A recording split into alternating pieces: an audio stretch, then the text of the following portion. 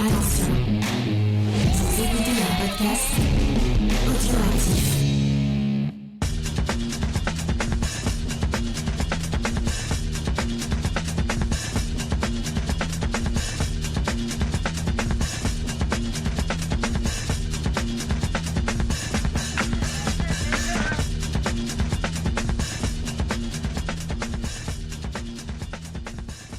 Bonjour, je suis Sophie, j'ai avec moi XP.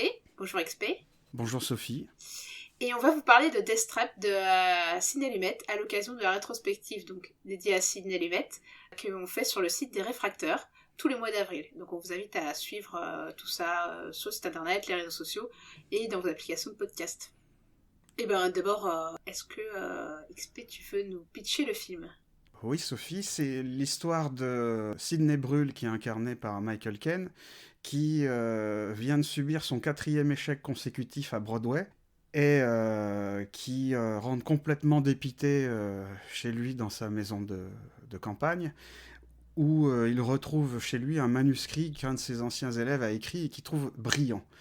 Il en parle à son épouse qui est incarnée par Diane Cannon et il décide de l'inviter chez lui, de lui proposer de venir apporter l'original de la pièce pour lui voler sa pièce. Et il y aura plein de rebondissements dans cette pièce. Le film réalisé par Sidney Lumet est l'adaptation d'un succès à Broadway qui a été écrit par Ira Levin. Ira Levin, il est notamment connu pour avoir écrit le roman Rosemary's Baby. Et donc cette pièce sortie en 1978 est vraiment un succès considérable à Broadway, autant critique que public, puisqu'elle sera jouée pendant 4 ans à Broadway et que la pièce est l'un des plus grands succès de Broadway qui va se dérouler pendant 4 ans, donc de 1978 à 1982, pour un total d'à peu près 1800 représentations. La pièce a été nommée 4 fois aux Tony Awards de 1978. Les Tony Awards, c'est l'équivalent des Oscars pour le théâtre. Pour la meilleure pièce, meilleur acteur vedette, meilleure actrice vedette et pour le meilleur réalisateur. C'est impressionnant. Et la pièce a également remporté à Levin, donc l'auteur de la pièce, son 2e prix Edgar pour la meilleure pièce après son prix de 1968 pour le meilleur roman. Bah, du coup, effectivement, Sidney Lumet, il avait vu la pièce et il l'a vraiment adoré. Il disait qu'il avait été séduit par son humour et l'habilité de ce retournement de situation, sans aller trop plus loin dans sa citation, parce qu'après, on risque d'être un peu spoiler, parce que à ce moment de l'enregistrement, on essaie de pas trop l'être, on le saura après dans l'analyse. En tout cas, il a vraiment trouvé que c'était un tour de force, et bah, du coup, il a eu, ça l'a titillé sans doute de l'adapter. Et il faut dire qu'en fait, Sidney Lumet a un rapport au théâtre qui lui vient de l'enfance en fait, parce que son père était acteur yiddish de théâtre. Il a fait ses premiers pas sur les planches à 4 ans seulement. Il a été acteur figurant dans des films quand il était enfant et adolescent. À ses 17 ans, il s'engage dans l'armée, il va passer un temps dans les communications, mais quand il va revenir, il va adapter des pièces pour la télé en fait, où c'est tourné en direct. Malheureusement, il ne conservait pas les archives de tout ça, donc on ne peut pas retrouver trop ce qu'il a filmé à l'époque.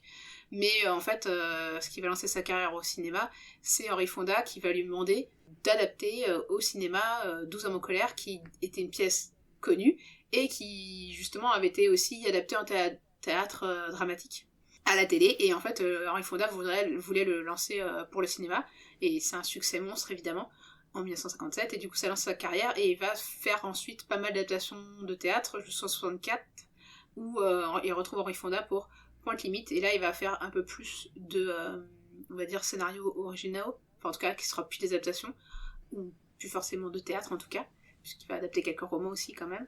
Et du coup c'est un peu étonnant de le voir revenir finalement au théâtre à ce moment-là de sa carrière, puisque là il commence à vraiment avoir des beaux succès, des grands succès. Notamment les années 70, ça a été très marqué par...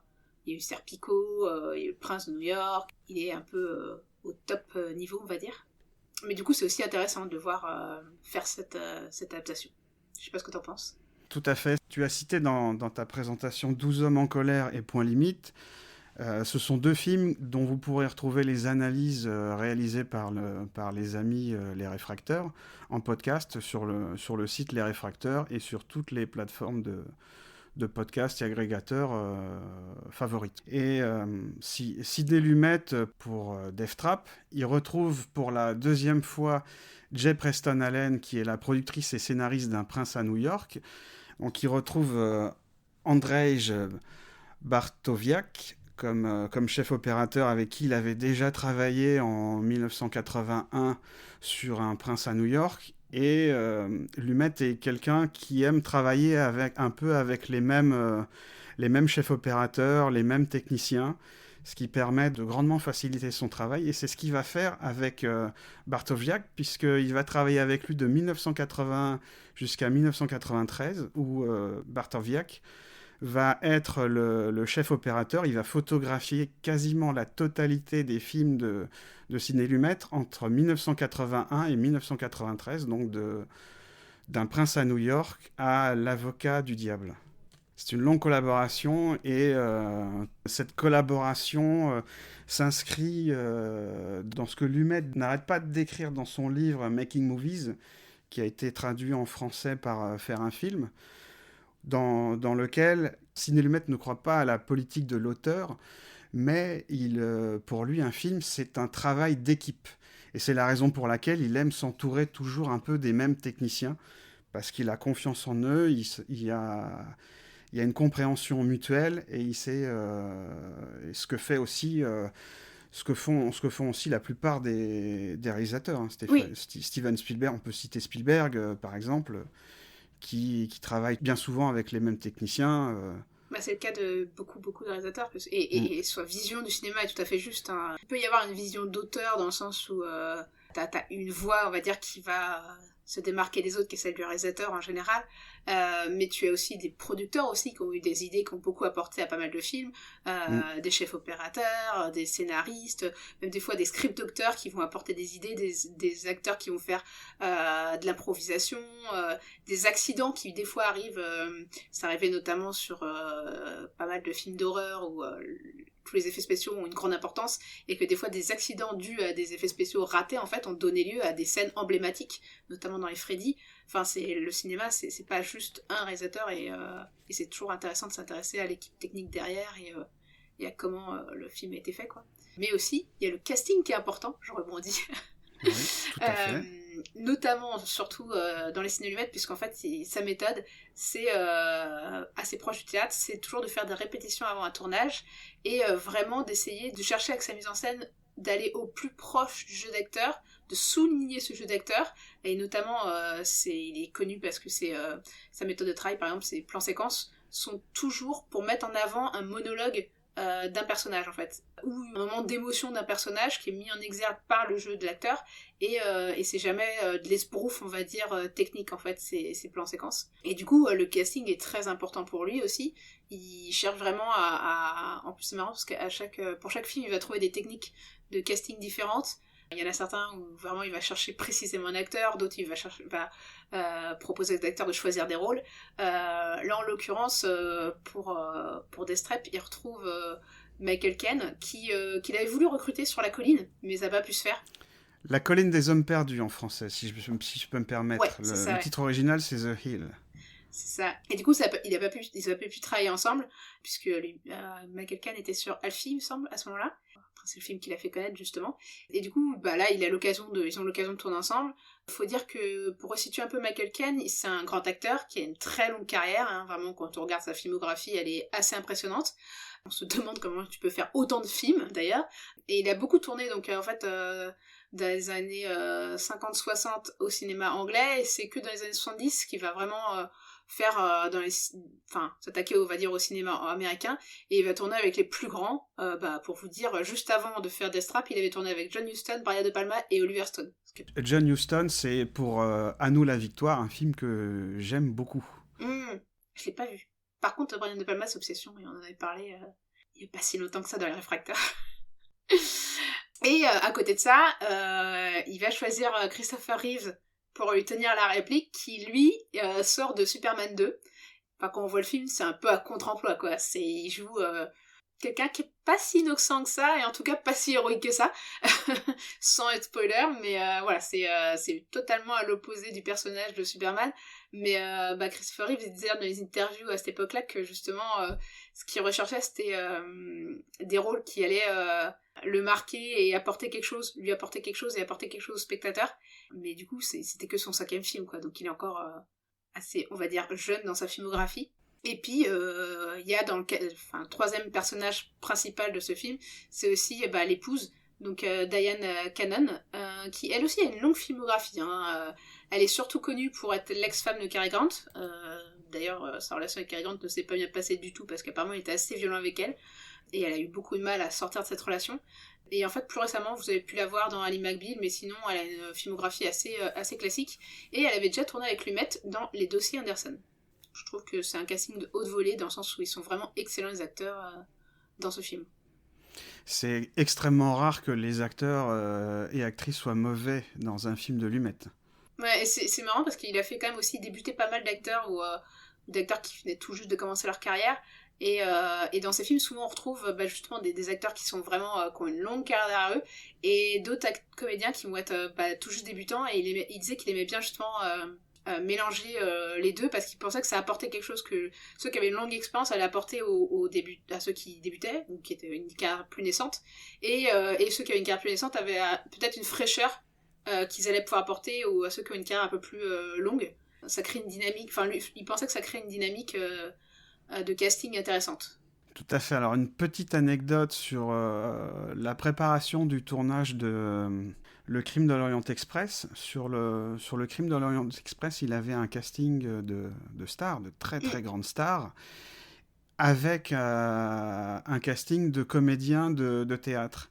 Et ce qu'il explique dans son livre, c'est que lors des répétitions, en fait, les comédiens qui viennent, les grandes stars du cinéma ou les comédiens du théâtre, étaient intimidés l'un et l'autre. Les comédiens de théâtre étaient intimidés par les stars de cinéma, et les stars de cinéma étaient intimidés par le talent des comédiens et comédiennes de théâtre. Et donc ça a pris un peu de temps pour que la mayonnaise prenne. Il faut dire qu'à cette époque-là, t'étais un peu plus scindé, on va dire, hein, quand tu venais du Ouais. théâtre et que tu venais du cinéma, et alors ceux qui venaient de la télé étaient encore moins considérés à l'époque. C'était des milieux qui étaient très séparés. Aujourd'hui, c'est plus trop le cas, même si t'as quand même encore peut-être un peu encore entre le théâtre et le cinéma. Mais c'est marrant, du coup, de voir ça, alors que justement, sa méthode à Lumet permettait aussi un peu de balayer ses frontières. T'as vu justement l'un des comédiens principaux de Network qui disait que c'était quelqu'un qui avait jamais fait de théâtre et qui avait un peu cette frustration, et qui avait dit, après avoir tourné avec Sidney Lumet, qu'il avait l'impression d'avoir fait du théâtre, en fait, du fait de sa méthode, quoi, de répéter avant. Surtout comme je crois que pour Network, ils avaient répété dans un ancien théâtre, donc vraiment, la mise en abîme est totale. Tout à fait. Et puis justement, puisqu'on parle de la méthode Lumet, on va peut-être pouvoir commencer un peu l'analyse du film, parce qu'en fait, Lumet a toujours la même méthode. En fait, quand il prend un scénario, son but, c'est de comprendre les thèmes qu'il veut développer, et à partir du moment où il sait les thèmes qu'il veut développer, il se pose la question de comment les mettre en scène. Comment les mettre en scène de manière cinématographique, pas tout seul comme on l'a dit, mais avec les techniciens, avec les comédiens, avec les comédiennes, avec tout l'ensemble de l'équipe du film. Et c'est ce qu'on voit dès les premières scènes du film, puisque, alors à partir de là, on vous prévient, on va commencer à un peu divulgacher une partie de l'intrigue du film. Ne nous envoyez pas, mais bon, pour analyser, on est un petit peu obligé, quoi. C'est ça. Soit vous acceptez les spoilers, soit on vous conseille de mettre en pause le podcast, regarder le film et revenir nous écouter. Alors, pour bien comprendre, Death Trap, donc Piège mortel, c'est une pièce en deux actes. C'est une pièce qui parle d'une pièce dans la pièce. Donc, comment Sidney Lumet va-t-il l'adapter au cinéma ? Pour commencer son adaptation cinématographique, en fait, Lumet choisit de commencer le film en réalisant des scènes qui ne sont pas dans la pièce. La pièce d'origine parle d'écriture théâtrale, de pièce dans la pièce, d'un auteur, de rapport d'un auteur avec son œuvre. Et c'est ce qu'on voit déjà dès la première scène, puisque d'abord, on a un générique avec une musique un petit peu peu guillerette, qui fait un très, je dirais un peu au clavecin, qui fait un peu comédie italienne, tu trouves pas? Un peu, ouais. Après, ça me fait penser aussi au théâtre, il y a pas mal de comédies quand même. Nonobstant le théâtre anglais et français surtout. Et oui, ça m'a fait penser un peu au côté un peu, effectivement, comédie... Bon, moi, je pensais plus effectivement comédie anglaise que... Mais après, c'est peut-être D'accord, ouais. l'effet Michael Caine. Le film commence un peu de manière originale, puisque le générique du film, on voit un mur qui est rempli d'armes, on dit rempli d'armes sur un mur en bois. Alors, c'est des armes, il y a des hallebardes, des épées, des pistolets, des armes létales de différentes époques, avec des gros plans, jusqu'à ce qu'apparaisse le film Death Trap avec des projections de sang. Ensuite, le film commence véritablement dans un théâtre, où on voit pour la première fois un comédien qui dépasse sa tête d'un mur, et il y a une coupure, et on voit Michael Caine qui se cache derrière un des poteaux pour observer la pièce. Ce qui est intéressant, donc au début, on voit un comédien qui est sur qui a une scène de théâtre, on voit sa tête en gros plan, dont sa tête dépasse vers la droite, et ensuite on a une coupe avec la tête de Michael Caine qui est au fond de la salle de théâtre, qui lui, sa tête dépasse vers la gauche pour observer la scène. Et plus tard, on va apprendre que Michael Caine est l'auteur de la pièce qui se déroule. Et on a coutume de dire en fait que bien souvent les auteurs ils mettent un peu d'eux dans les personnages qu'ils créent, qu'ils animent. C'est quelque chose qui peut arriver, et c'est un des thèmes que va développer Sidney Lumet. Et ce qui est intéressant de noter, c'est ce que fait le comédien. Le comédien tient le corps d'une femme qui est en costume de spectacle. Lui, il est habillé tout en blanc. D'ailleurs, c'est la scène d'un music-hall. Et cette femme qui tient dans ses bras, il va l'acheter dans une poubelle qui est située derrière le théâtre, en pleine rue, juste avant de se faire arrêter. Donc déjà, après le mur d'armes, le titre ensanglanté, on assiste déjà à un premier, enfin on n'assiste pas à un premier meurtre, mais on voit déjà qu'il y a un cadavre qui est débarrassé. Et donc on peut déjà se demander si Lumet choisit d'introduire de la même manière le comédien et l'auteur, peut-être qu'il y a une corrélation entre ce que fait le comédien et peut-être ce que va faire Michael Caine plus tard. Et ce qui est aussi intéressant de noter, c'est que ce n'est pas la première fois que Lumet adapte une pièce de théâtre au cinéma, parce qu'on parle toujours, oui, c'est du théâtre filmé. Là, littéralement, Lumet nous montre littéralement du théâtre filmé. C'est-à-dire comme la télévision pourrait faire une captation de pièces. Ça, c'est pour mieux montrer la différence entre une captation théâtrale et une adaptation d'une pièce de théâtre au cinéma. Oui, et puis en plus on sort juste après, quoi. C'est le plan d'après, c'est on sort. Et ce qui est intéressant de noter dans cette scène aussi, c'est que ça appuie ce que tu viens de dire, c'est que le personnage de Michael Caine est filmé, il est dans l'obscurité, il est en retrait, il se cache comme un enfant qui a fait une bêtise. Mm-hmm. Et en plus, t'entends le public qui dit que la pièce est affreuse, etc. Et vraiment, il y a déjà une air coupable sur ses traits, en fait, qui préfigure un peu ce qui va se passer. Et ouais, il y a déjà quelque chose dans la mise en scène qui dit qu'il n'est pas tout à fait innocent, cet auteur de théâtre. Ouais, c'est aussi pour lui une manière de mettre en scène ce qu'on appelle le fusil de Tchekhov. Parce que dans son film et dans la pièce, il y a énormément de fusils de Tchekhov, mais qu'on ne voit pas forcément tout de suite. Il joue un peu d'ailleurs là-dessus aussi, hein, ce mur d'armes qu'on retrouvera plus tard. Exactement. C'est autant de fusils de Tchekhov, et certains vont être placés là, c'est des faux indices, et justement il va beaucoup jouer là-dessus, quoi. C'est exactement pour ça que je dis ça. Et donc, des fusils de Tchekhov, il va y en avoir plein dans le film. Et ce qui est intéressant avec cette première scène dans le théâtre, c'est que lors de votre visionnage du film, cette scène va avoir des sens différents. Plus vous allez progresser dans l'avancée de l'intrigue, et plus vous allez voir que on peut l'interpréter de manière différente.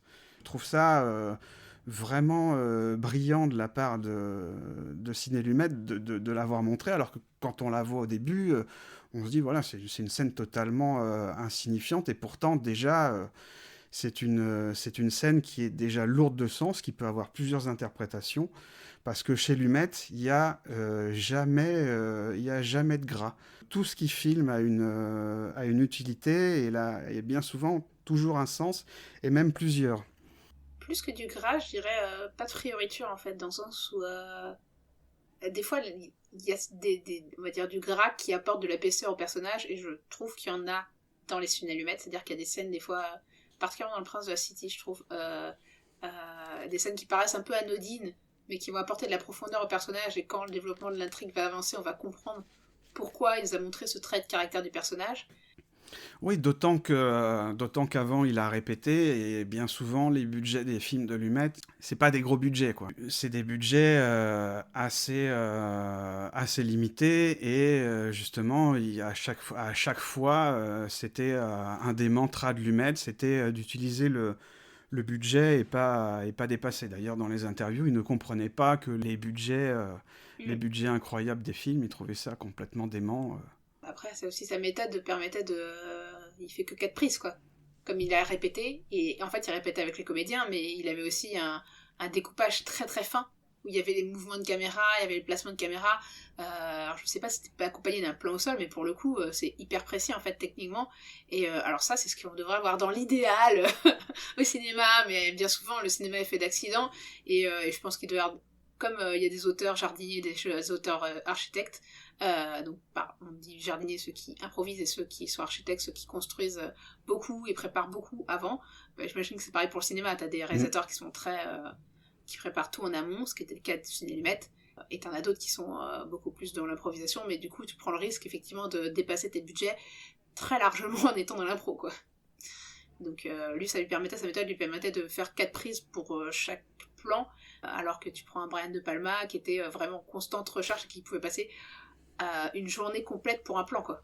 Mais à rechercher exactement ce qu'il voulait, et qui du coup ne donnait pas forcément l'idée en tête avant d'attaquer le plan, alors que Sidney Lumet, tout était dans sa tête avant même de commencer le film, quoi. Donc comme tu parlais de marque au sol, lors des répétitions qu'il faisait avant de tourner, justement, il mettait les marques au sol, il signifiait le mobilier, même des fois il apportait le mobilier lors des répétitions pour que les comédiens puissent s'imprégner du décor, et après il faisait venir justement les techniciens pour répéter avec eux.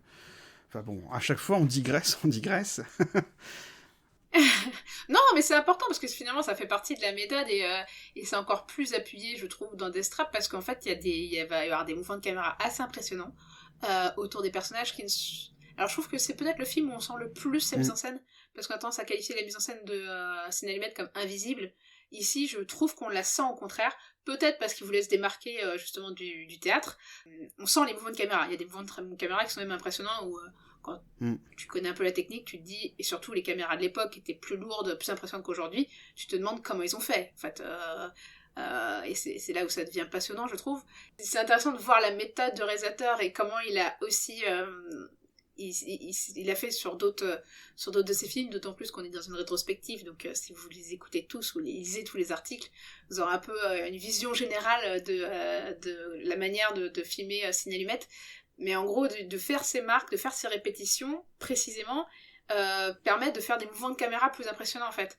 Parce que du coup, si ton comédien il a la marque et qu'il sait exactement à quel endroit s'arrêter, ben tu as le point, en fait, ce qui à l'époque était beaucoup plus dur d'avoir qu'aujourd'hui. Il n'y avait pas de mise au point automatique, il n'y avait pas toutes les assistances qu'on a aujourd'hui, et tu pouvais pas faire certains plans si tu n'avais pas préparé au millimètre près, en fait. Je crois que c'est un de mes professeurs à l'école qui me disait que le théâtre... Non, c'est un comédien que je connaissais, qui disait que le cinéma, finalement, c'est pas si éloigné du théâtre, et qu'il y a quelque chose un peu même de la danse, en fait, dans le sens où faut s'arrêter à l'endroit près, au millimètre près, au bon moment, avoir le sens du rythme en fait, pour que en fait derrière me faciliter tout le montage, même au cinéma en fait, t'en as besoin, même si c'est pas du direct quoi, contrairement au théâtre ou à la danse. C'est ce que répète Sidney Lumet dans son livre, hein, d'autant plus qu'il a des budgets serrés, donc préparer un plan, préparer un axe de caméra, ça prend énormément de temps, ça prend du temps, ça coûte de l'argent, donc l'intérêt de préparer au maximum avant de tourner. Pour en revenir au film, donc on apprend dans cette salle de théâtre que ce n'est pas le premier échec de Sidney Brühl, qui est interprété par Michael Caine, puisqu'il se fait largement viré par son producteur. Il lui dit c'est fini, donc de dépit... Sidney Brühl quitte le théâtre pour aller dans le café d'à côté où il a l'habitude d'aller et là il appelle sa femme. C'est l'occasion pour Sidney Lumet de nous présenter sa femme qui est incarnée par Dinan Cannon. Pour nous la présenter, il commence par faire un gros plan, un insert sur la table de nuit où on constate il y a un cendrier rempli de cigarettes avec plein de boîtes de pilules. Ensuite, il enchaîne avec un plan large où on voit Dylan Cannon qui essaye d'attraper une boîte de médicaments. Donc, on comprend tout de suite qu'elle a des problèmes de santé. Et elle regarde la télé. Alors, c'est pas très flagrant dans la version originale, mais dans la VF, elle suit une émission où il y a quelqu'un qui parle d'opération du cœur, et quand le téléphone sonne, elle sursaute, elle discute avec son mari lui explique que c'est un échec, et ce qui est intéressant aussi de noter, c'est que dans le bar, en fait, il y a quelque chose qui normalement n'arrive pas dans la vie normale, c'est que dans le bar, il y a un téléviseur.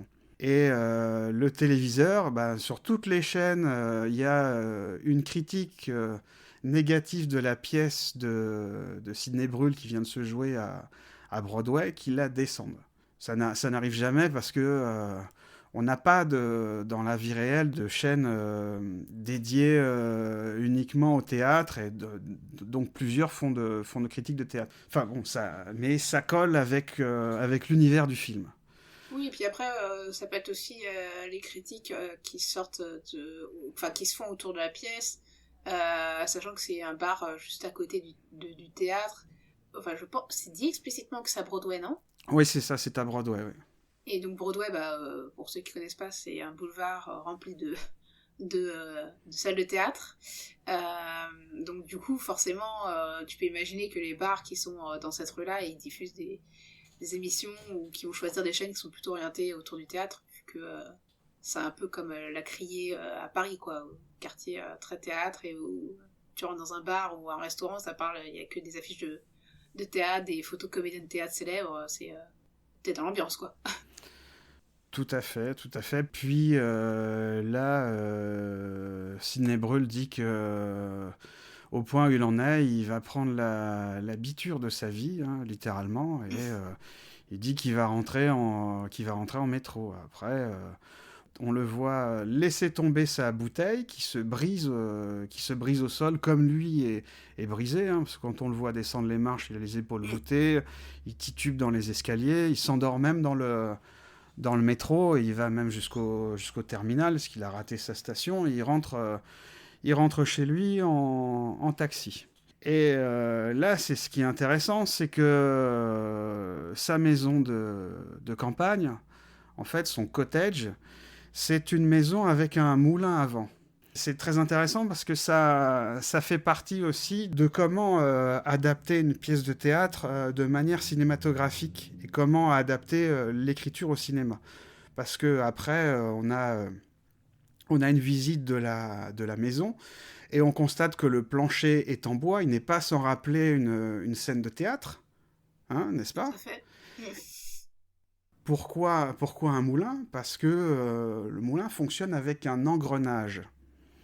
Et dans Piège mortel, dans les pièces de théâtre, il y a dans l'intrigue, dans la façon d'écrire, il y a souvent un engrenage, une façon d'écrire qui va se mettre en route et qui va piéger les personnages et les spectateurs également.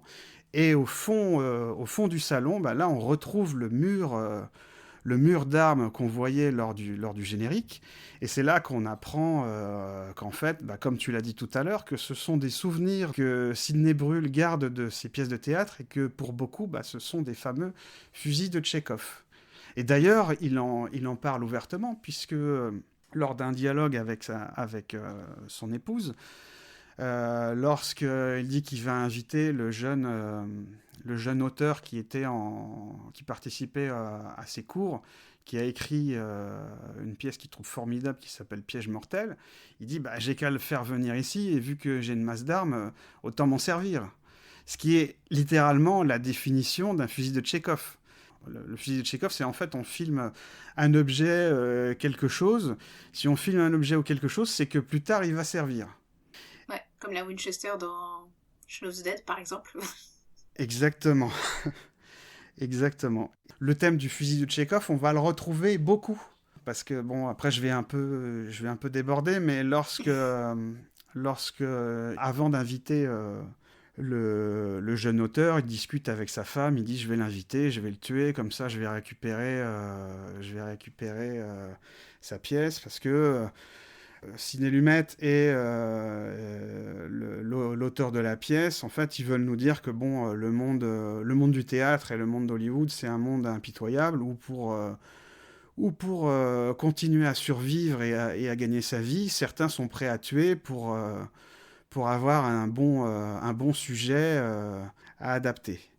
Bah, c'est vrai que en fait, dans les faits, il y a peut-être pas de gens qui ont été vraiment tués à cause d'Hollywood ou de pièces de théâtre, mais de Broadway, mais t'as quand même des artistes qui se sont fait déposséder de leur œuvre à cause d'un contrat aux petites lignes diaboliques, donc c'est pas si éloigné de la vérité au final. Tout à fait. D'ailleurs, dans un dialogue, il dit ah non, je suis quand même pas un assassin, je suis pas un producteur de Broadway. C'est ce qu'il dit littéralement dans le film. Alors que lui-même va souscrire au même être pire encore que ceux qui décrit au début. Et c'est là où je trouve que le jeu de Michael Caine est fabuleux. C'est dans ce dialogue qu'il a à sa femme où en fait, basiquement, il lui expose le futur meurtre qu'il veut opérer sur son ancien élève, tout en ponctuant d'un peu de traits d'humour. Il arrive à te faire passer, à se faire passer limite pour une victime, alors qu'en fait, il est en train de fomenter un meurtre et tu vois qu'il arrive complètement à mettre sous sa coupe sa femme pendant qu'il décrit quelque chose d'abominable, quoi. Et ce qui est intéressant, c'est que il y a à la fois une mise en scène et un jeu d'acteur, un déplacement de comédien qui est typiquement théâtral, hein, le fait de se déplacer dans tout l'espace comme pour se l'approprier, c'est généralement au théâtre ce que fait un personnage qui justement montre du charisme. En général, les personnages charismatiques dans une pièce de théâtre vont être ceux qui vont parcourir toute la scène, en fait, et se l'approprier, quoi. Et montrer qu'ils possèdent les lieux, en fait, quelque part, et qui, du coup, ils possèdent quelque part. C'est eux qui vont dessiner un peu les ressorts de la pièce, on va dire. Bien que souvent ça leur retombe dessus. Et là, il fait vraiment typiquement un geste de théâtre, mais là où il y a la différence avec le théâtre où le spectateur est fixé dans son siège et ne peut pas en bouger, c'est que la caméra, elle, le suit et peut vraiment capter toutes ses émotions, et avec aussi des mouvements de caméra, des jeux de focale qui sont toujours très importants pour Sidney Lumet. Il aime beaucoup utiliser les focales pour se rapprocher de ses personnages, ou au contraire isoler ses personnages d'autour de leur décor grâce à l'utilisation du flou. Et ben là, en fait, il va mettre en parallèle Michael Caine et sa folie un peu démurge de un peu décider de la vie d'autrui, on va dire, et de voler son œuvre, et sa femme qui est complètement fascinée et complètement... on sait pas trop si elle est fascinée, terrifiée, on sait pas. Il y a un mélange des deux, et de jouer tout ça avec cette ambivalence, avec juste les mouvements de ses acteurs, mais aussi de ses caméras, en fait. Et c'est là où il y a la différence vraiment fondamentale entre le théâtre et le cinéma, c'est que la caméra peut se rapprocher au plus près de ses acteurs et capter toutes les émotions qu'au théâtre, tu ne peux voir que de loin de ton siège, quoi. Tout à fait. Tu as parlé de focale, une petite précision technique. La focale, c'est la distance qui sépare la pellicule de l'objectif. Et en fait, plus la distance est petite, plus la focale est courte, et plus la caméra capte un grand angle, et plus la focale est longue, donc plus la caméra est distante de l'objectif, et plus l'angle est réduit. Ce qui permet de faire des gros plans et de ne cadrer que la tête des personnages et de ne plus voir le décor derrière. Mais tu peux aussi choisir de rapprocher ta caméra et garder un grand angle en fait. Ouais. Donc c'est le jeu là-dessus qui va permettre de créer justement du mouvement, du dynamisme et quelque chose que tu n'as pas au théâtre forcément, qui est un rapport entre le personnage et son décor, mais aussi entre l'œil de la caméra qui est censé être l'œil du spectateur et son personnage, quoi. Tout à fait. Et puis j'ai oublié de parler aussi, parce que dans ce décor, il y a aussi une idée incroyable. C'est qu'il y a une véranda, et cette véranda est de couleur rose. Alors ça a une importance. C'est vrai que c'est particulier, on se demande pourquoi c'est rose. Justement, moi je trouve que quand Sidney Brûle s'assoit dos à la véranda et qui discute justement avec sa femme, où il commence à expliquer son plan de le faire venir l'auteur de la pièce, qui est incarné par Christopher Reeves, parce qu'on a oublié de le dire, c'est que derrière lui, il y a la véranda rose, et il est filmé en gros plan, et moi, ça me fait l'effet, vu son visage, il a un visage un peu machiavélique, et on dirait vraiment un peu Méphistophélès sur son trône, avec une représentation de l'enfer derrière lui. Enfin bon, ça c'est peut-être moi qui...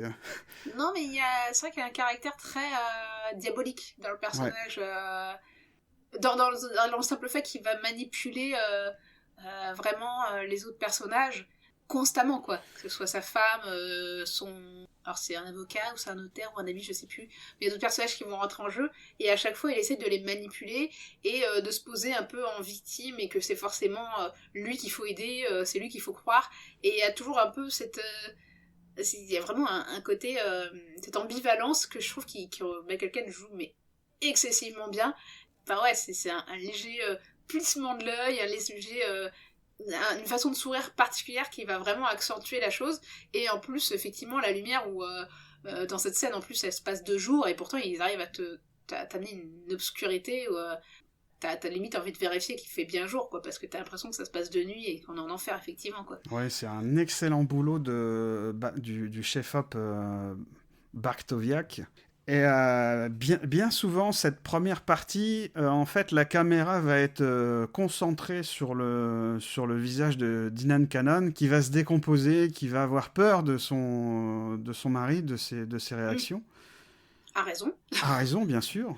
Le côté machiavélique de Sidney Brûle, il passe par le dialogue, parce qu'en fait, il est tellement manipulateur que il arrive à faire dire à sa femme, en fait, c'est sa femme qui lui propose d'inviter Christopher Reeves.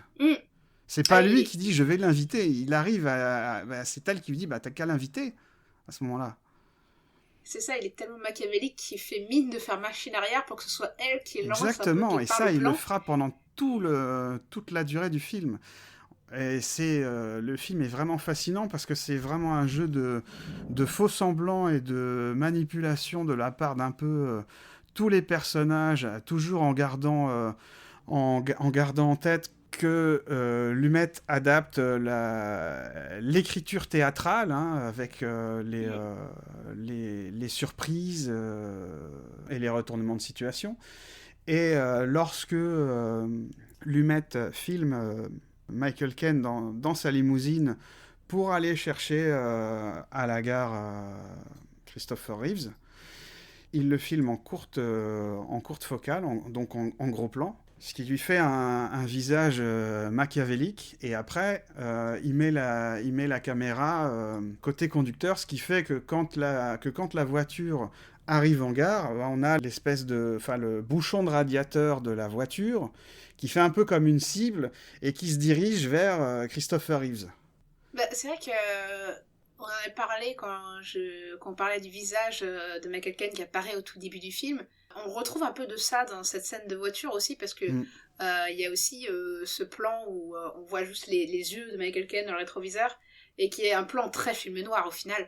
C'est-à-dire qu'il y a évidemment des inspirations très théâtrales dans le film, mais il y a aussi tout un code de film policier et de polar, quoi, où on sait pas très bien si les personnages sont aussi bons ou gentils qu'ils disent l'être, ou à l'inverse aussi machiavéliques qui disent l'être. Et ce jeu est aussi mis en scène par des codes de cinéma noir, finalement, aussi dans la mise en scène, quoi.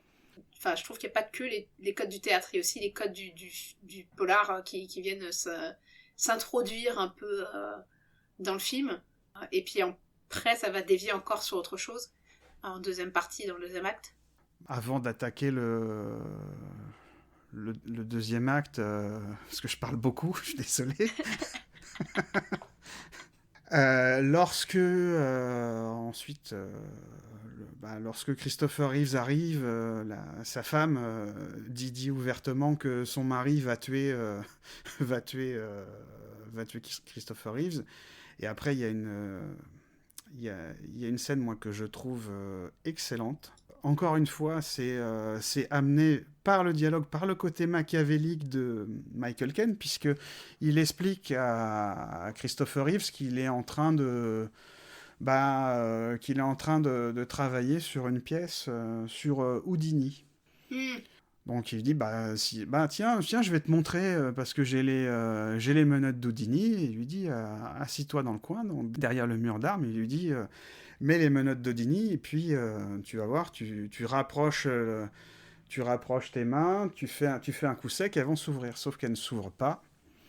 Et après s'ouvre un jeu de chat et de souris par le dialogue qui est très bien retranscrit par la caméra, puisqu'on on enchaîne des valeurs de plan où Christopher Reeves est filmé en contre-plongée parce qu'il est dominé par Michael Caine, et Michael Caine, lui, est filmé en plongée. Comme tu dis, il y a un jeu sur les focales, parce que lorsque Christopher Reeves est assis sur la chaise, la caméra commence de ses pieds, mais c'est en courte focale, Ouais. mais en gros plan, qui l'écrase et qui le déforme, mais ça lui sert pour montrer qu'il est prisonnier aussi du décor qu'il y a derrière. Et ça permet aussi de montrer, de signifier par la caméra la peur de Christopher Reeves, et pour renforcer aussi son jeu. C'est ce que tu disais lorsqu'on préparait l'émission, c'est que c'est quelque chose qui est un héritage du cinéma muet. Tu peux peut-être nous en parler un peu plus ? Oui, parce que en fait, dans le cinéma muet, en fait, on n'avait pas, déjà il n'y avait pas le son, il n'y avait pas la musique, puisque c'était un pianiste qui jouait pendant les pièces, enfin pendant que le film était montré, et donc du coup, en fait, fallait signifier par la caméra et les mouvements de caméra et le jeu d'acteur, qui était aussi un peu plus exagéré qu'aujourd'hui. Il fallait signifier toutes les émotions, les retranscrire de manière visuelle, en fait, purement visuelle. Et du coup, on avait des caméras qui étaient beaucoup plus inventives, en fait. Alors aussi, il faut le dire que si tu n'as pas la prise de son, la caméra est plus légère aussi. Donc du coup, ça permettait des mouvements de caméra, et on avait vraiment... On essaie de faire tout le langage cinématographique. Et quand on parle de langage cinématographique, on parle de mouvement de caméra, d'utilisation de focale, de placement de caméra. Et il y a un truc qui est très important au cinéma, c'est le point de vue aussi qu'on choisit. C'est ça, finalement, là-dedans qu'on va trouver l'essence de l'auteur, de la notion d'auteur d'un réalisateur. C'est le choix du placement de caméra, au final, qui va donner le point de vue, et du coup va montrer où le film se place, en fait. Et de se mettre à hauteur de personnage, par exemple, c'est quelque chose qui va donner un côté intimiste au film. À l'inverse, si tu te mets plus éloigné, il y a un côté plus froid. Et donc du coup, pendant le muet, il y a eu vraiment, surtout aux années 20, aux années 40, peut-être un peu avant la fin des années 30, il y a eu une phase qu'on appelait l'expressionnisme allemand, où il y avait quelque chose de très inventif durant cette période-là, où en fait le cinéma explorait vraiment tout ce qui pouvait se faire. Enfin, Lumet s'est forcément intéressé à ce cinéma-là. Tout réalisateur, finalement, est un cinéphile avant d'être un réalisateur. Et tu sens cette influence dans ces mouvements de caméra, particulièrement dans Death Trap, où il y a vraiment des mouvements de caméra. Par exemple, à un moment donné, il y a la caméra qui va traverser tout le décor, on va passer à travers une cheminée. Et ça, c'est des plans que tu voyais dans les films muet, en fait, où il y avait vraiment des caméras qui traversaient tout un plan, et ou même des fois des fenêtres, des murs, et on se demandait mais comment c'est possible, en fait. Et il y avait des mouvements de grue, des mouvements de décors qui se déplacent, etc. Mais il y avait une recherche de repousser les limites, en fait, parce qu'à l'époque, on était en train de définir ce que c'était le cinéma, et Lumet, quelque part, montre que non seulement il a appris de cette période-là, mais en plus qu'il a su garder cet esprit aventureux et imaginatif et créatif on a tendance à perdre dans le cinéma un peu de studio, où c'est un peu plus carré. Et c'est là où c'est étonnant, c'est parce que Lumet avait vraiment une image de réalisateur plus classique, on va dire, alors qu'au final on pourrait le rapprocher du nouvel Hollywood. Et au final, pas du tout. Quand on regarde ces films, on se rend compte qu'en restant dans les, on va dire, dans les balises, dans les codes du film hollywoodien classique, il joue vachement, en fait, avec les limites de celui-ci. Et de temps en temps, il en explose même les codes et les limites. Tout à fait. Et puis à chaque fois, ça, en fait, sa mise en scène s'adapte. C'est vraiment la méthode. Là, on touche vraiment la méthode Lumet. C'est que sa mise en scène s'adapte toujours au sujet et aux thématiques qu'il veut développer pour les renforcer, pour les magnifier de manière cinématographique. Et donc, du coup, pour revenir à cette scène, il y a par exemple un lent zoom sur les personnages, où justement on va passer de la courte focale à la longue focale, où là la longue focale permet d'avoir ce flou qui éloigne le personnage du décor, et du coup en fait tous vont passer avec ce zoom, vont avoir une longue focale sur eux, et du coup c'est à ce moment là où les personnages deviennent égaux, en fait. Et c'est une méthode qu'il avait déjà utilisée dans 12 hommes en colère. Tout à fait. Où en fait par ses mouvements de caméra, il arrive à un moment donné où au début du film, il y a des différences, il y a des personnages qui dominent d'autres, il y a des personnages qui sont plus soumis, et que ça se voit autant dans leur attitude que dans la mise en scène autour d'eux, et le jeu d'acteur, évidemment. Et à un moment donné, en fait, où tout le monde devient égaux, en fait. C'est-à-dire que tout le monde, est filmé de manière égale, et tout le monde a le même temps de parole, même. Ça se remarque surtout dans 12 hommes en colère, puisque... avec 12 comédiens, forcément, ça se remarque plus qu'avec 3. Mais dans cette scène-là, en fait, tout d'un coup, ça bascule et on a des plans qui vont être aussi longs sur le personnage de Michael Caine, de Diane Conan, que de Christopher Reeves, en fait. Et à ce moment-là, ils sont tous les trois égaux et n'importe qui peut pousser et prendre finalement le contrôle de la scène. Et malheureusement pour la femme, c'est les deux hommes qui vont rentrer en coalition, on va dire, et c'est d'autant plus étonnant l'utilisation du zoom que, en fait, à cette époque-là, dans les années 80, en fait, il y a la montée en puissance du cinéma italien, et en fait, eux utilisent beaucoup le zoom, et au contraire, Hollywood va commencer un peu à dire « Oh là, le zoom, c'est un peu trop kitsch », et vont tendre à complètement plus utiliser du tout cet effet-là au cinéma, ce qui est dommage, parce que c'est un effet simple et qui... utilisé avec parcimonie, peut être tout à fait efficace. On a beaucoup digressé, mais bon, on retrouve donc Christopher Reeves qui est menotté avec les menottes d'Houdini. Hein. Le fait que ça soit Houdini, c'est pas innocent, puisque Houdini était réputé pour être le maître de l'évasion, et lorsqu'on le croyait mort, il surgissait. Donc peut-être que c'est un autre fusil de Tchekhov. Encore un, puisque pour conclure la scène, on a Michael Caine qui prend une chaîne et qui étrangle Christopher Reeves jusqu'à le tuer, et après il demande à sa femme de l'aider à l'enterrer dans le jardin. Ouais, c'est ça, et c'est là qu'on comprend que sa femme n'était pas tout à fait préparée, elle pensait vraiment qu'il n'allait pas aller jusqu'au bout de son acte. Et totalement prise au dépourvu, ses nerfs vont peu à peu lâcher. Mais tu sais que je vais pas été si vite que ça, parce que ces moments de zoom et de mise à l'égal des personnages, ça arrive au moment de la scène des menottes, en fait. Où pendant un bref instant, on pense que Christopher Reeve va s'en sortir. Exactement. Mais justement, c'est tout l'art de ce film, de jouer aussi avec les fausses pistes, pas que poser tous des indices pour comprendre la suite, mais il y a aussi pas mal de fausses pistes, aussi bien pour le spectateur que pour les personnages. Exactement. Donc on a la femme qui perd ses moyens, qui commence à remettre en question ce qu'a fait son mari, et on a une scène vraiment où vraiment il la domine complètement. Il est à un moment donné, il est les deux mains au-dessus d'elle, En plus, c'est dans la cuisine, qui est une pièce où en général on associe plutôt... surtout que la femme, on comprend... Enfin, elle a dit à un moment donné qu'elle a un métier, donc du coup on l'imagine plutôt femme au foyer. Donc cette pièce qui est quand même en général associée à femme au foyer, tu le vois dominer sa femme et la martyriser psychologiquement. Hein. Là on est totalement dans la masculinité toxique, pour revenir sur un thème très actuel. Et là, alors même qu'on commence à craindre un peu pour la vie de la femme qui est complètement dominée par son mari et qui est limite en PLS, quoi, on a l'arrivée d'une voisine, d'une voyante, qui en plus on nous a parlé dès le début, puisque sa femme, au moment où il rentre, lui parle à un moment donné...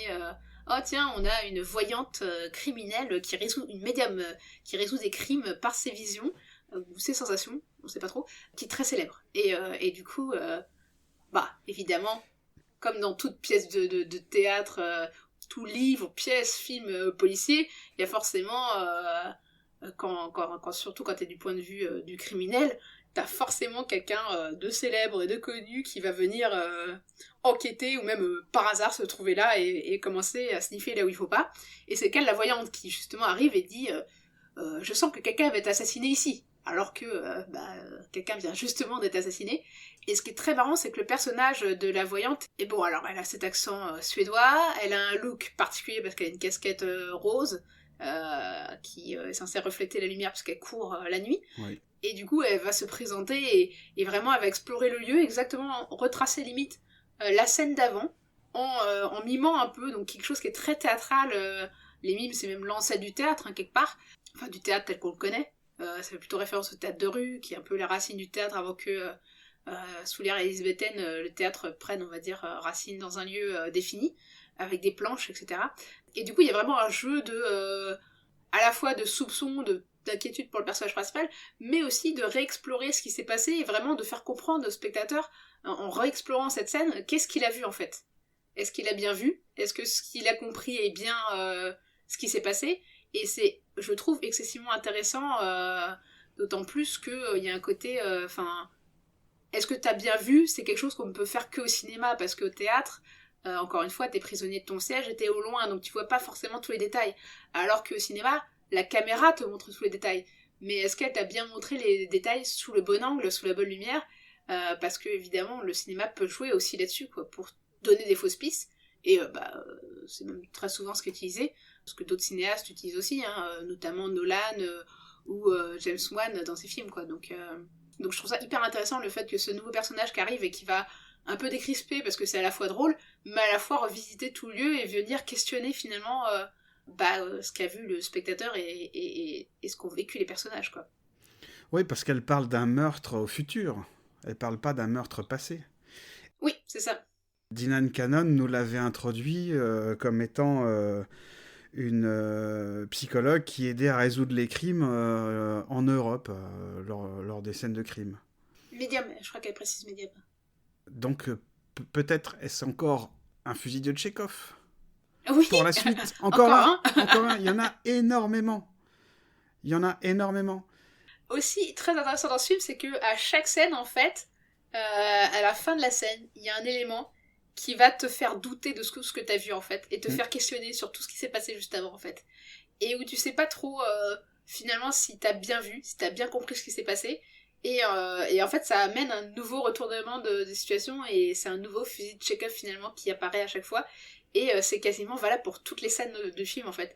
Donc ça devient un vrai casse-tête, en fait, pour le spectateur qui essaie de suivre, et on va comprendre aussi que ça l'est aussi pour les personnages, a fortiori ceux qui ne sont pas dans la tête de Michael Caine.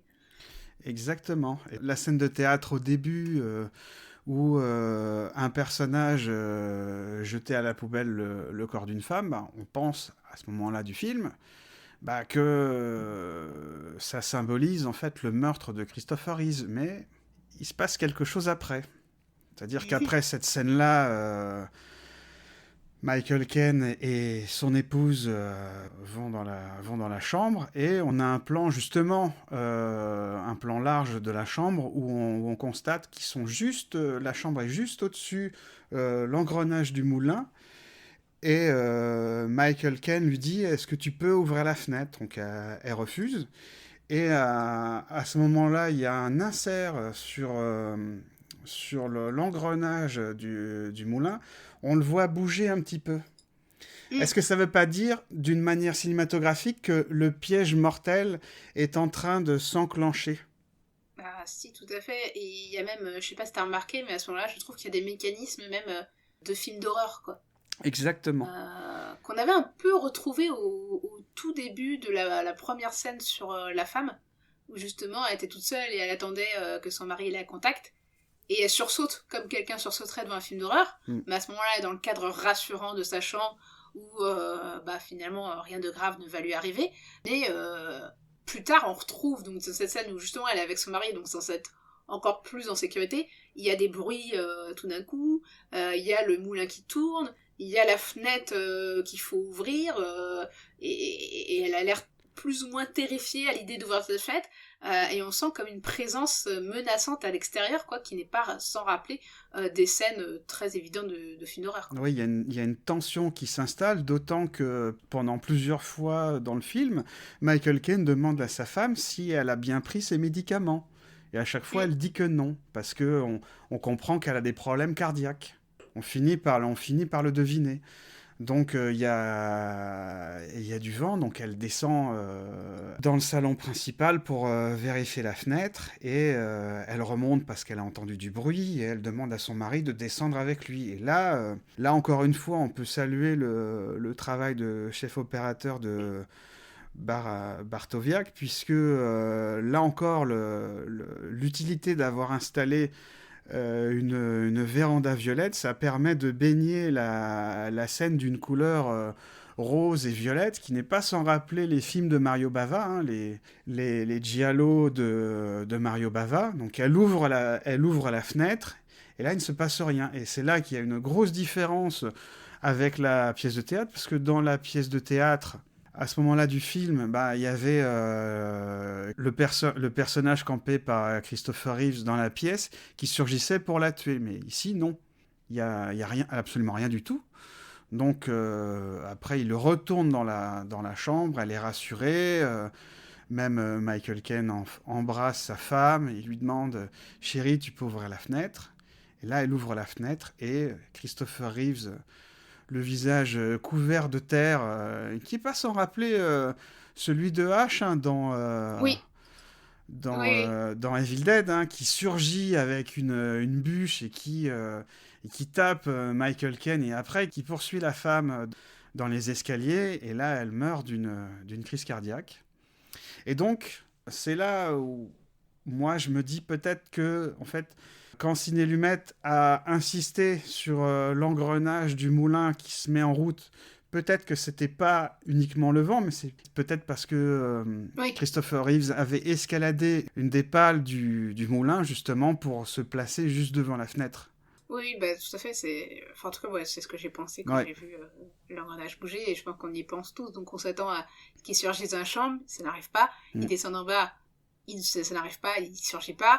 On remonte dans la chambre, on se dit finalement c'est comme dans les films d'horreur où tu peux entendre un bruit et en fait il n'y a pas de bruit, mais en fait si, le tueur était caché dans le placard depuis le début, quoi. C'est un peu ça. Et je trouve que du coup le film joue vachement sur cette ambivalence où justement les codes des tropes du film de policier ou du polar sont assez proches au final des tropes du film d'horreur, et là il rassemble les deux, et d'autant plus qu'à la fin où justement Christopher Reeves s'approche de la femme pour la menacer de la tuer jusqu'à ce qu'elle fasse sa crise cardiaque, il est éclairé par ce rose de la véranda qui est très diabolisant. Ouais. Et quand il se relève, il y a Michael Caine qui est à côté de lui, et tout d'un coup tu comprends très bien qu'en fait les deux sont complices en fait depuis le début, quoi. Et c'est très intéressant que ce soit été par une mise en scène en suivant dans cette scène là, toute cette séquence entière du moment où ils sont en bas, ils remontent à la chambre, ils descendent, ils remontent, etc. Tu explores vraiment l'intégralité du lieu, en fait, puisque la particularité du film est qu'il y a quand même globalement un lieu unique, qui est la maison. Et là, il t'explore toute la maison, dans son intégralité, et il y aura une autre séquence, plus tard dans le film, qui va refaire la même chose. On va réexplorer à nouveau toute la maison. Et ce qui est marrant, c'est qu'il y a des scènes qui se répètent, en fait. Oui. Et là, on assiste à la fin du premier acte de la pièce. On va peut-être pas trop parler de la suite, mais bon, à la suite, c'est le début du deuxième acte, et comme dans la pièce de théâtre, on a l'agencement des meubles qui change. Tout à fait, oui. Bah, surtout qu'il y a en plus un bond dans le temps qui est... Oui, oui, il y a plusieurs semaines Mm. qui se passent entre les deux. D'ailleurs, Christopher Reeves n'est pas coiffé pareil. Il a les cheveux un peu plus courts. C'est ça, et tu comprends qu'en fait, les deux sont dans une mise en scène, et c'est là où ça devient un peu vertigineux, c'est qu'il y a une mise en abîme, enfin, il y a une mise en scène dans une mise en scène, il y a une pièce dans une pièce dans une C'est pièce, ça, quoi. c'est des poupées gigognes qui vont de surprise en surprise, en surprise en surprise. Jusqu'à ce que on soit aussi perdu que les personnages, quoi. Sauf Michael Caine qui a l'air de diriger le tout. Et là où ça devient intéressant, quand même, sans aller trop explorer la deuxième partie du film, c'est qu'en fait, il y a quand même un retournement, ou un changement en tout cas, qui est que le personnage de Michael Caine, du coup, qui a maîtrisé tout la première partie, de la deuxième partie, va céder peu à peu à la paranoïa lui-même. Et en fait, se faire dévorer par son côté démiurge, parce que quand on... Enfin, dans le côté démiurge, donc on a un dieu qui décide de qui vit, qui meurt, qu'est-ce qui se passe, ce qui est complètement un metteur en scène, hein. C'est le démiurge du théâtre ou un réalisateur du plateau de cinéma. Et dans tout démiurge a aussi un hybris. Ce qu'on appelle un hybris, c'est un peu le... Quand tu es un dieu, tu as forcément un ego très surdimensionné, et cet ego surdimensionné peut te créer pas mal de problèmes où bah, justement ça va te faire des erreurs du fait de ton ego surdimensionné et craindre de perdre tout ce que tu as gagné, quoi. Et c'est exactement ce par quoi va être touché le personnage de Michael Caine, et du coup c'est très intéressant qu'il aille jusqu'au bout de justement ce côté démiurge en fait. Et en plus pour ajouter une couche, il n'y a pas que le metteur en scène et le réalisateur, il y a aussi l'écrivain qui est un démiurge aussi, puisque c'est lui qui crée son univers, donc il y a vraiment tout est exploré dans tout ce qui est l'écriture, et il y aura encore des rebondissements et encore des mises en abîme de la deuxième partie. C'est vraiment étourdissant, à la fois tout ce nombre de mises en abîme et à la fois le côté répondant et mise miroir en fait de la première partie et de la deuxième partie, quoi. Et la fin, c'est vraiment un film d'horreur avec Bartowiak qui a une manière de filmer et d'éclairer qui fait que, pourtant, on a vu la maison, elle est grande, mais il a une manière de cadrer en jouant avec les focales de manière à ce qu'on ait un sentiment de claustrophobie, d'enfermement, de terreur, de panique, et qui joue aussi avec les lumières. Mais bon, ça, on va vous laisser découvrir quand même, parce que là, on vous aide quand même pas mal, on vous a tout raconté le premier acte. On va vous épargner le deuxième quand même, pour que vous gardiez la surprise, parce que, bien évidemment, je pense que vous l'aurez compris en nous écoutant, c'est vraiment un film à découvrir et puis à savourer. Qui est passionnant. Et Ouais. tout ce qu'on vous a dit pour la première partie vaut aussi pour la deuxième partie, en fait. On peut avoir la même analyse, le même regard. C'est vraiment un miroir, la première partie et la deuxième partie. Et ça développe d'autres thématiques, en plus. C'est ça qui est hyper intéressant, c'est que à la fois c'est un miroir, où on va retrouver beaucoup d'éléments de la première partie, mais à la fois on va découvrir de nouvelles choses, et ça va vraiment ponctuer et quelque part amener un autre point de vue sur tout ce qui s'est passé dans la première partie. Et du coup c'est hyper intéressant, quoi. Et ce que ça dit de l'humain et de l'ego surdimensionné est aussi passionnant, quoi. Et du théâtre et de la production, parce qu'il y a toujours un peu ce sous-texte qui va se retrouver jusqu'à la fin, et que je trouve pour ma part hyper intéressant, quoi. Tout à fait. Moi, je trouve que c'est vraiment un travail de chef d'orchestre absolument remarquable de la part de Sidney Lumet, parce que il est parvenu à montrer les ressorts d'un plot, d'une intrigue théâtrale, à les montrer de manière cinématographique, à adapter le théâtre, mais de manière cinématographique. Au départ, en filmant une captation d'une pièce, comme je disais au début, pour montrer vraiment ce que c'est qu'une adaptation de théâtre au cinéma, qui est un autre média, avec d'autres codes et d'autres moyens de raconter.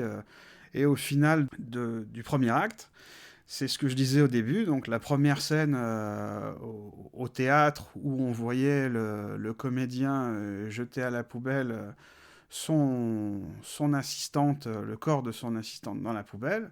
Au départ, on pensait que c'était ça représentait le corps de Christopher Reeves, mais en fait, en écrivant cette pièce, peut-être que inconsciemment, Sidney Brühl, incarné par Michael Caine, voulait montrer qu'il voulait se débarrasser de sa femme. Et ce rapport d'écriture entre l'auteur, son œuvre, c'est pendant tout le film. Oui, ça ne s'arrête pas et c'est... dans la deuxième partie, il y a un autre rapport même qui est établi et pas que le rapport entre l'œuvre... Enfin, il n'y a pas que le rapport, on va dire, intime entre l'œuvre et son auteur, mais aussi le rapport avec les producteurs, le rapport avec le spectateur. Enfin, c'est vraiment... il explore tout et c'est vraiment passionnant. Et vraiment, on vous engage à regarder le film vraiment jusqu'au bout et à ne pas hésiter à le revoir une deuxième fois pour bien comprendre tout ce qu'on voit à l'écran, quoi. J'appuie totalement tes propos. Et bien du coup, je trouve que c'est une conclusion pas mal. Est-ce que tu as d'autres choses à rajouter dessus ? Oui, on pourrait dire, si vous voulez voir le film, alors il est édité en DVD édition simple chez Warner Home Video. Il n'est pas encore été édité en Blu-ray. Pas en France, mais on peut le trouver en Angleterre. Non, mais c'est toujours en Angleterre qu'on peut trouver les éditions Blu-ray qui n'existent pas en France. Tragédie, mais... Et il faut en profiter parce que tous les films de Lumet ne sont pas encore édités en vidéo chez nous. Malheureusement, un film comme ça, on aurait aimé avoir plus de bonus parce qu'en fin de compte, il n'y a pas grand-chose sur Internet. Même dans son livre, il n'en parle pas beaucoup de ce film-là. Et c'est un film qui est plutôt méconnu de la filmographie de Ciné Lumet et qui dénote beaucoup. Mais je pense que c'est pour ça, en fait. Ouais. Parce que tu ne vois pas non plus dans le documentaire By Ciné Lumet, qui pourtant parle beaucoup de sa filmographie, puisque c'est lui-même qui parle qui raconte sa propre filmographie. Et je pense que c'est parce que...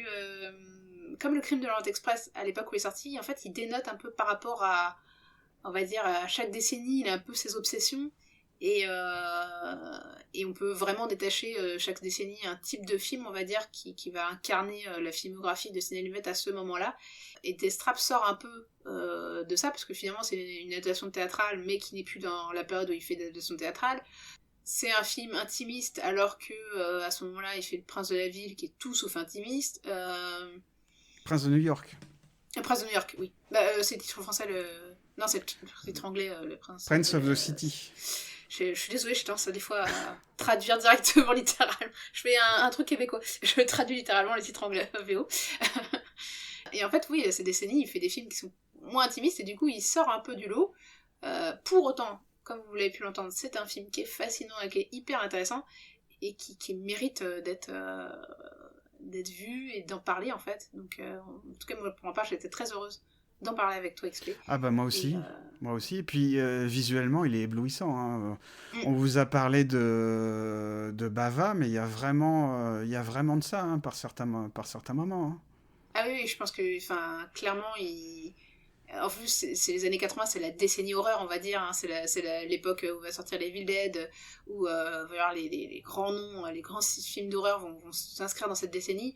Et le fait que ce film-là sorte, et justement, il y a ce rapport entre le film policier des années 40 et le film d'horreur des années 80, il n'y a pas de hasard dans le sens où tu te dis, mais oui, évidemment.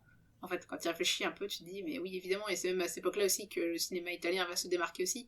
Où va y avoir le giallo qui va prendre toute son importance et sortir des frontières italiennes. Donc oui, ça fait d'autant plus sens en fait. Hein. Avec vraiment une virtuosité dans la mise en scène. Encore une fois, j'insiste, hein, mais bon, le Ciné Lumet a toujours travaillé avec des grands chefs opérateurs qui étaient capables, dans un même plan, d'alterner les focales, de passer d'un plan large à un zoom, et le tout, même des fois, lors de mouvements de grue ou sur des travelling, et la caméra n'est presque jamais immobile, elle suit toujours les personnages, comme c'est David Fincher.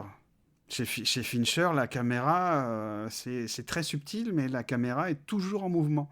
Elle suit toujours les personnages. C'est vrai qu'on peut rapprocher les deux cinéastes dans le sens où ils sont capables de te filmer une discussion de deux hommes dans un bureau et te la rendre hyper dynamique et hyper intéressante. Alors par contre, petit point, on peut faire un rapide petit point réception. Alors en général, les ciné-lumettes donnent toujours un Oscar à ces comédiens. Là, c'est un Golden Raspberry Award qu'elle a gagné, la comédienne. Donc c'est pas vraiment une bonne récompense. Le film n'était pas hyper bien reçu en fait à l'époque. Hein. Non, il n'a pas été bien reçu parce qu'en fait, on vous a pas expliqué la relation qu'il y a entre le personnage incarné par Christopher Reeves et Michael Caine. Et c'est cette relation qui a beaucoup choqué une partie des spectateurs qui s'attendaient à retrouver le héros de Superman. Et qui a beaucoup chauffé, ouais.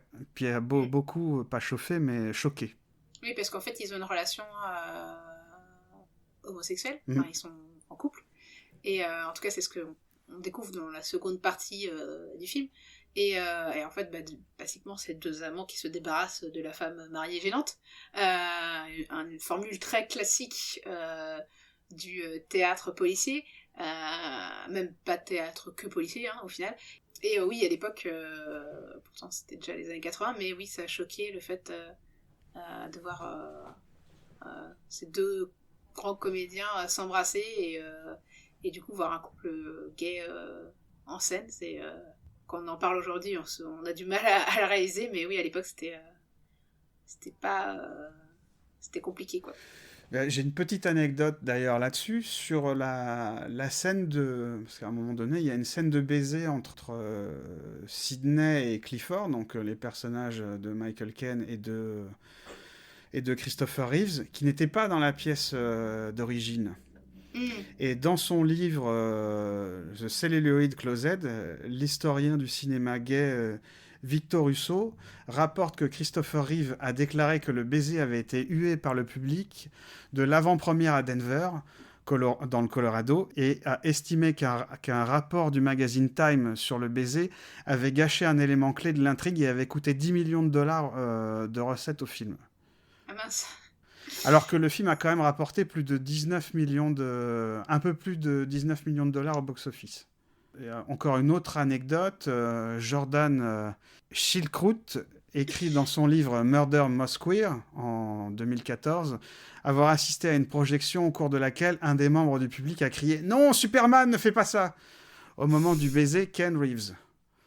Et la controverse du baiser a inspiré une chanson de Tom Smith que je ne connais pas, Two Guys Kissing, sous-titré Ruined My Life. Ce baiser est très hot, hein, personnellement. Ouais. Surtout que entre ces deux comédiens. Christopher Reeves est très très hot hein, quand il sort de la douche. Oui. Ah oui, non, et c'est qu'il clair. s'essuie. Tu comprends qu'on perd ses moyens quand tue sa femme pour pas embrasser cet homme. Il incarnait littéralement l'homme d'acier. Hein. Ah oui, il est magnifique. Mais justement, c'est quand même impressionnant, je trouve, pour un comédien, parce que autant Michael Caine, il a une longue carrière derrière lui, et au contraire, il peut se permettre d'avoir cette audace. Par contre, à l'inverse, pour Christopher Reeves, où c'est quand même son 5e film, moi je trouve que c'est une prise de risque dans un contexte comme ça, des États-Unis, un peu homophobe quand même, de tenir ce rôle, et en plus de le tenir, mais si bien, quoi, c'est à saluer. D'autant que l'homosexualité a souvent été filmée par Lumet dans ses films, hein, depuis quasiment ses débuts. Hein. C'est pas quelque chose de nouveau, pour lui c'est quelque chose d'intégré à la société.